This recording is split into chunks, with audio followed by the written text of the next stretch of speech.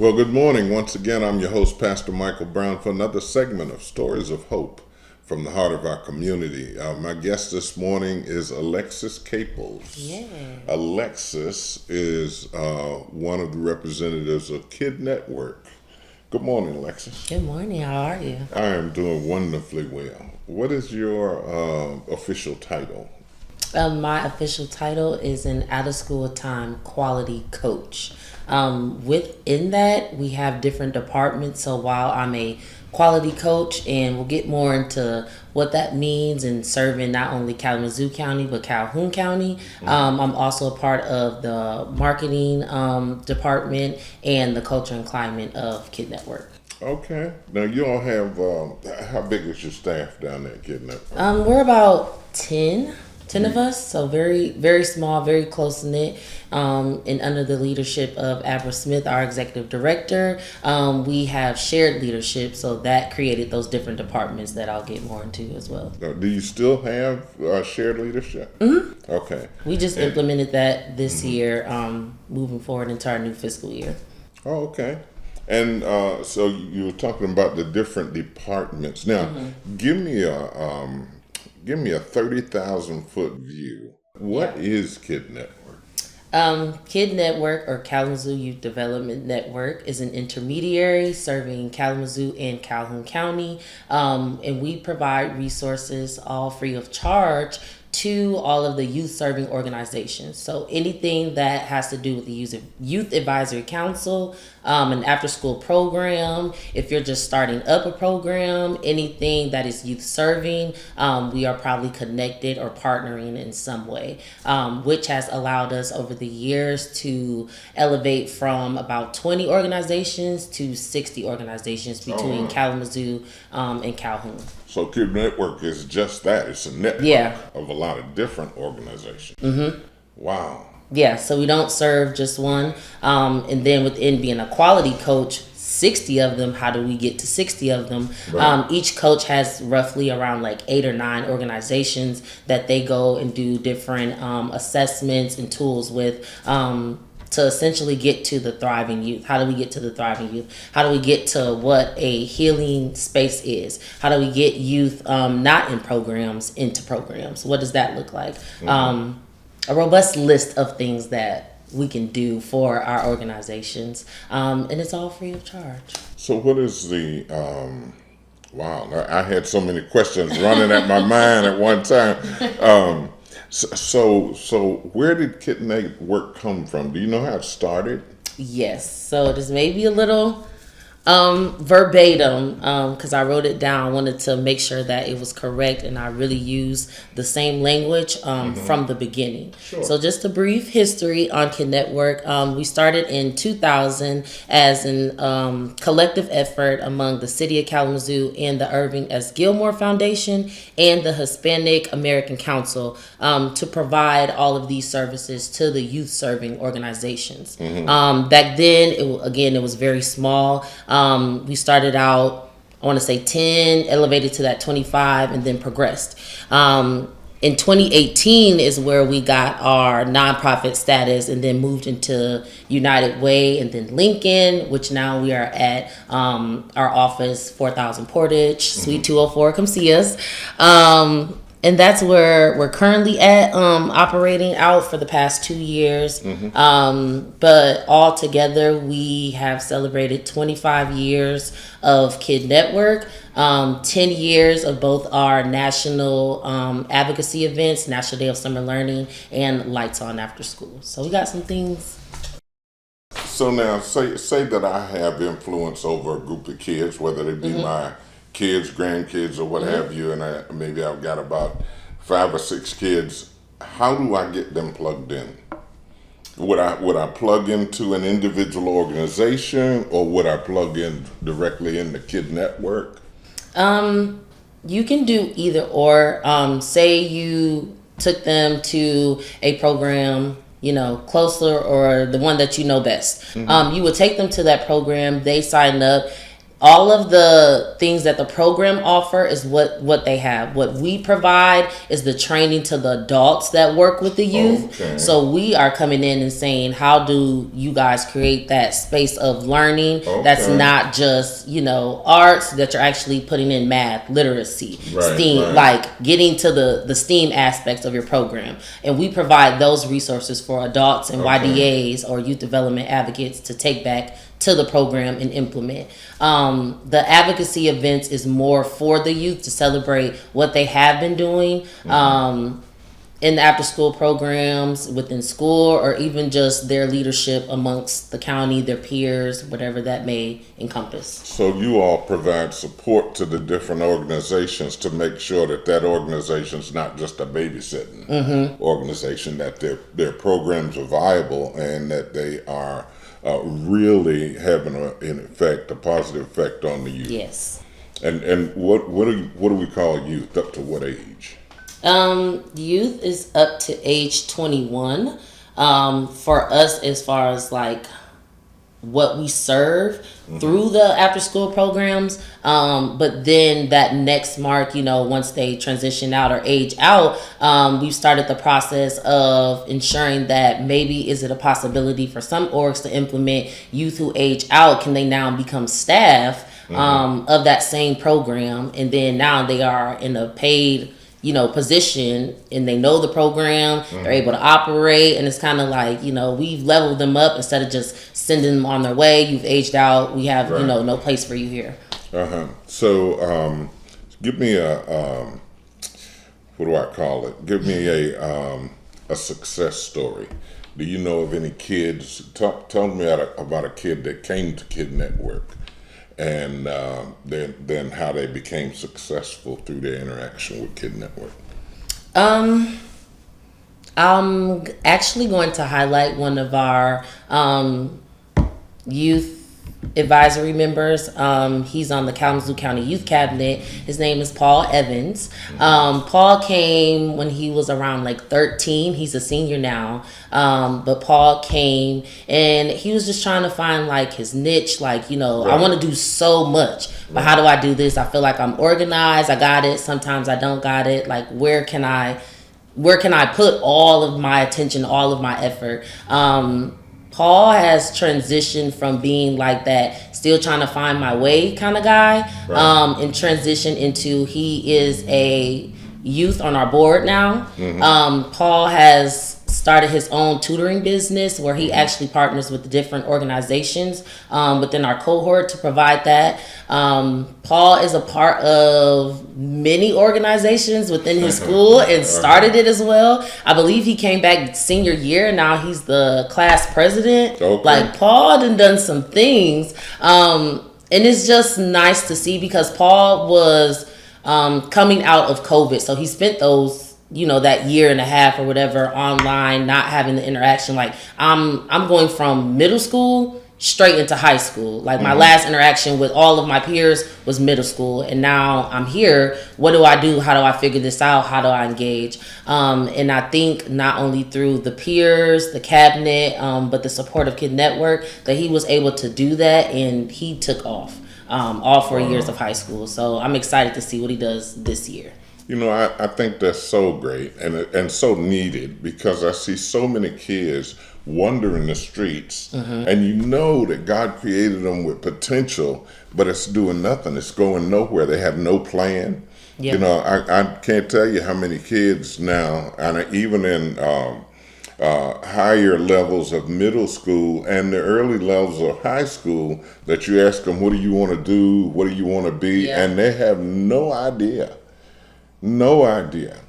So do you all have kids that have started in the program? Do you have them to reach back and maybe spend time and talk to some of the kids that are newer coming in? I would say yes to an extent. We do try to, if we're going to have like youth serving events, for the youth to actually be a part of the planning process. So they decide, like, down to if we're having strawberry or chocolate milk, like they decide in every bit of detail along the way. We're just kind of guiding on the side and being able to actually make the flyers, pay for it. But we want the vision to come true and for you guys to stand out front and have some pride and say, I put this together. Like I did this not only for me, but for my peers, for other people, and for those to come after me who will follow in my footsteps. I think that's great because, it gives the youth the opportunity to have an input in the program they're involved in. All too often we'll have people that put programs together that absolutely have no clue about what the people they're trying to serve require or need or would like to see. And they try to build a program, and the intent is good. But I think to pull in the people that you're trying to serve and get their input, then it just makes them a partner in their own development. Yeah, and I absolutely love that. We intentionally try to create the spaces or promote spaces of transformation and not so much as transactional. So that way it doesn't look like it's a checkbox. And also with having it, like, I know some people are like, we need either or. It's more like a both and. Some things will have to be transactional, but there also can be a transformational partnership and relationship within that. And taking that into what a quality coach provides, not only these resources, but also a listening ear, advice and guidance.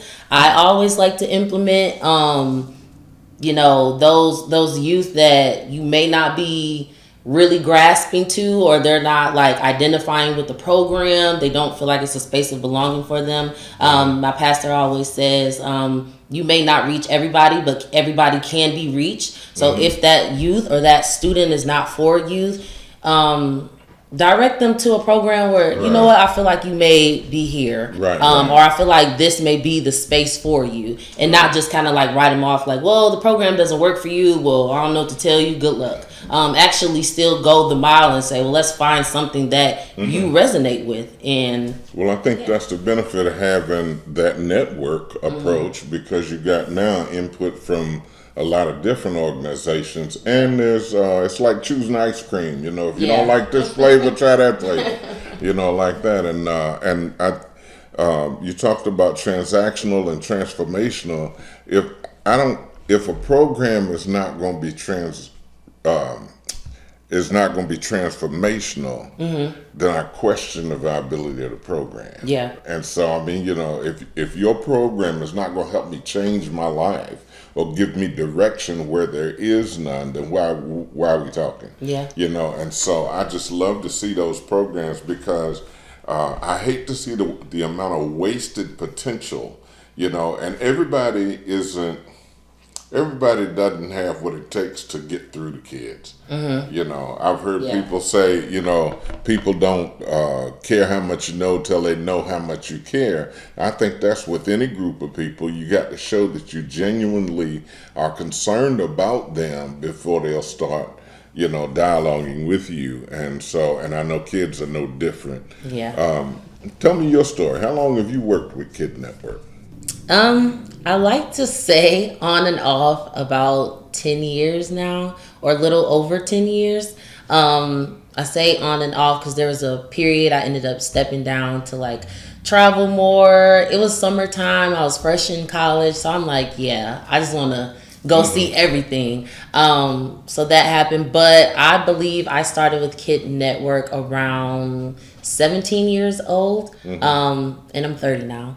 I wasn't going to ask. I wasn't going to ask. No, just to give you like a time frame of like, dang, okay.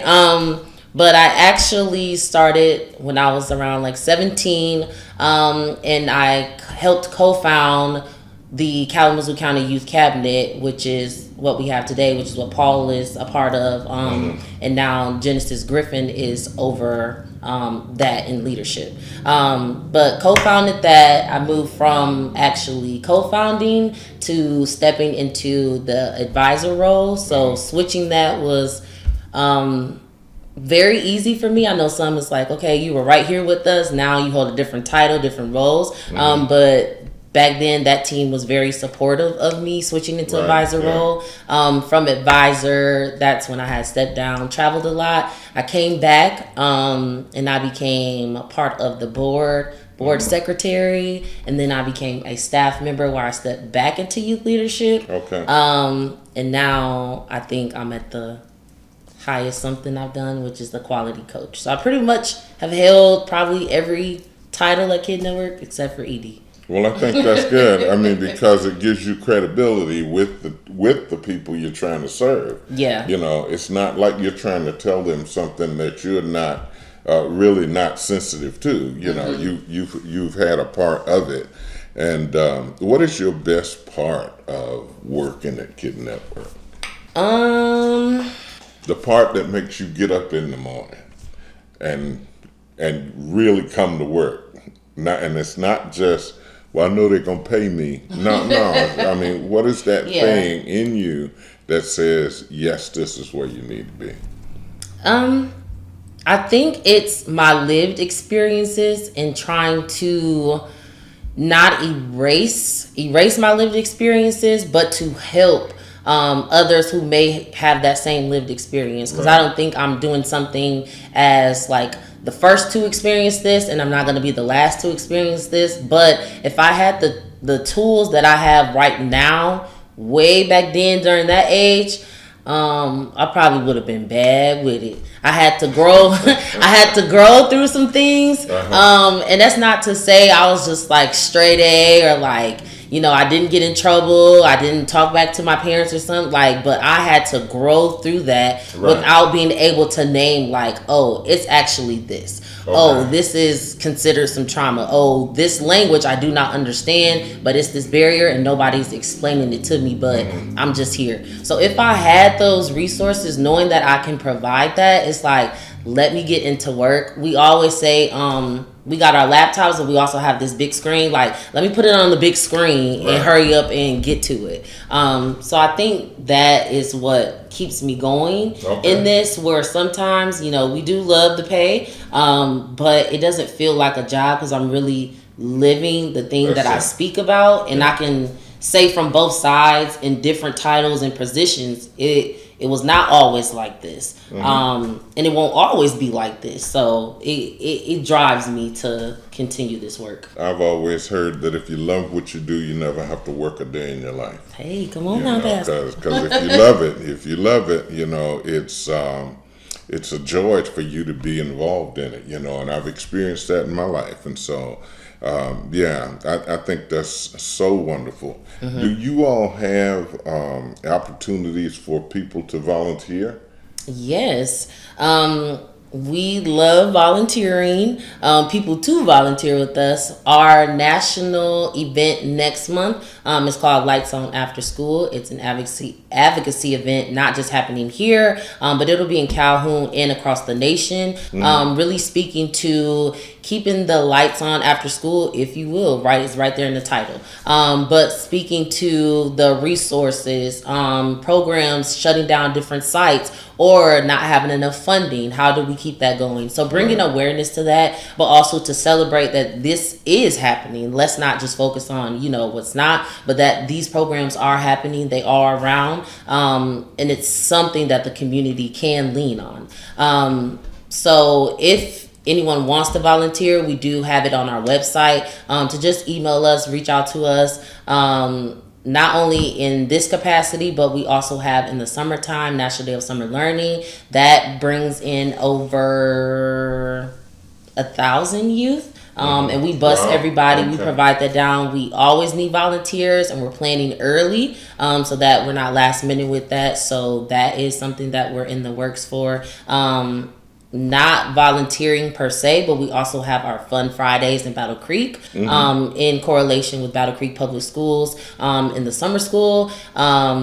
If you would like to be paid and you can make it to Battle Creek, we are looking for some workers and YDAs for that. And that's just every Friday. We're taking them on different field trips around SEL, highlighting peer-to-peer connection, youth leadership, quality, and, you know, just teaching them different skill sets and what KYD Network is about, but also the things that they can do themselves no matter the age.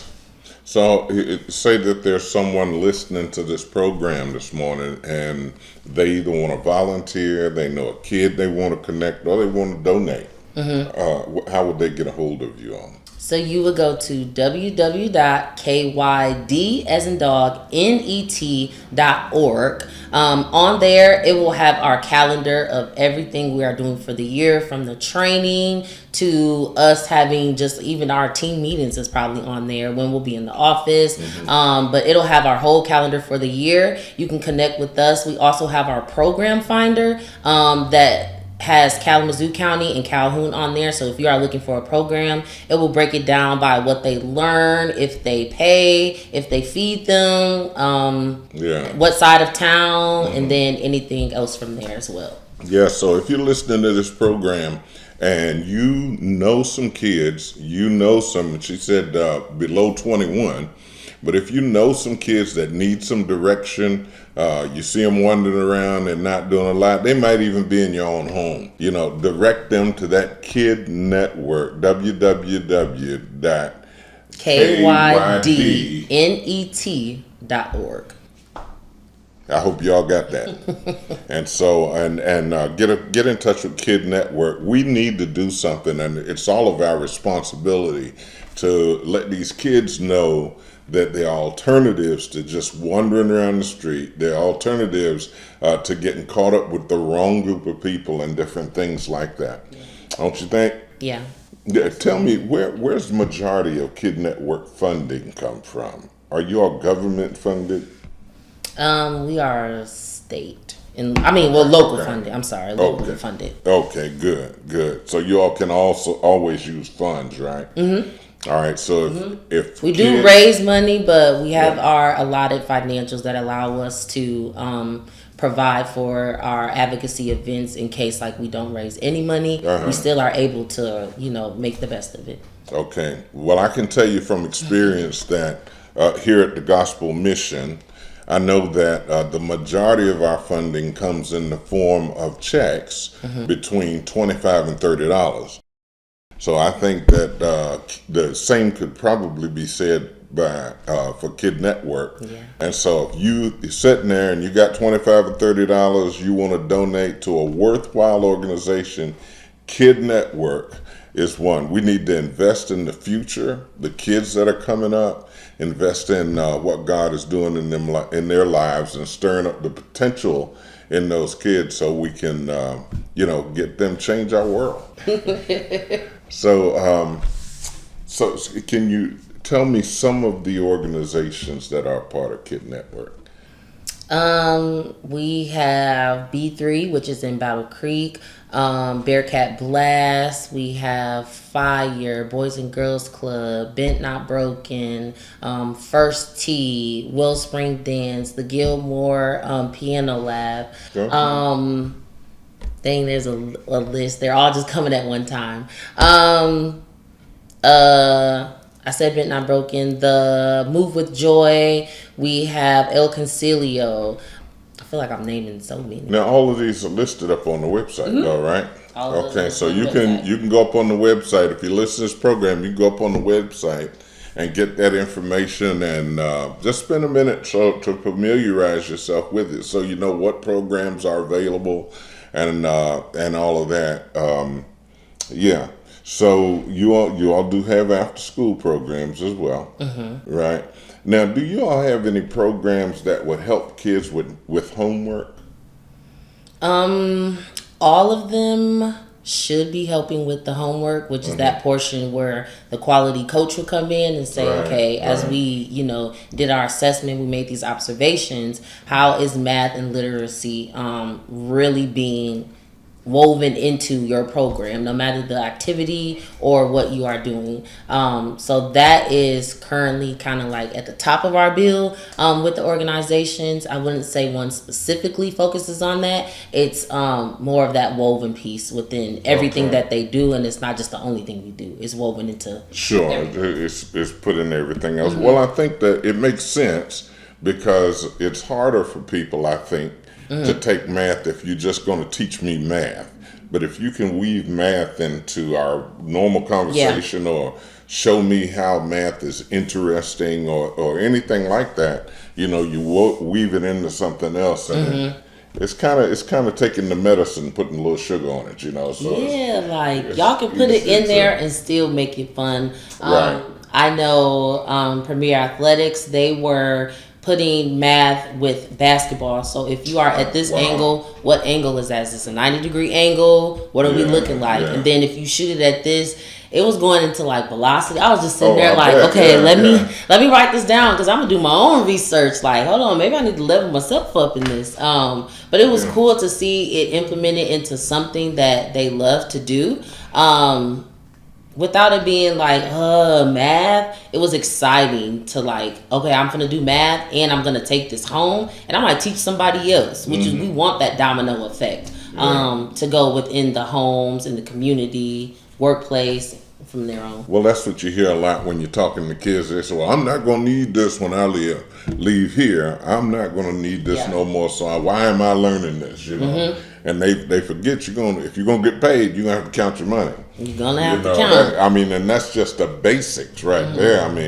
I would love to see programs that start teaching kids about investing and things like that, so that they learn how to make more with the funds that they're getting in, rather than thinking they just get it and spend it, get it and spend it, get it and spend it. How do you invest it? What does a high yield savings account mean? Do you have a bank account, or are we just moving with the Chime and the Cash App? Like, what does that mean? Some of them they're not programming currently. I think next month all the programs will start to start up, but a few of them are working on that wage equity piece. Okay. Understanding how you got paid, understanding even if the program offers stipends, like how do I invest this stipend? How do I take my money so that it replenishes and come back?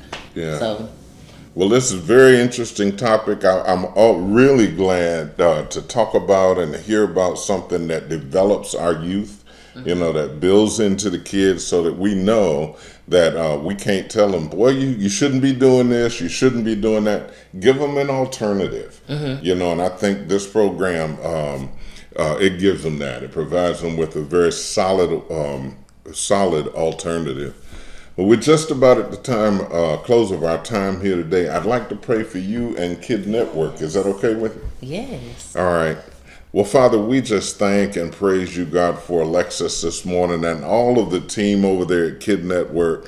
I pray, God, that you would give them favor, so that with every interaction they have, not only with the children, but with supporters, that people support them because they see the wonderful work that they're doing. Father, I pray that you give them energy, give them creative ideas, show them opportunities, Father, to work with more and more kids.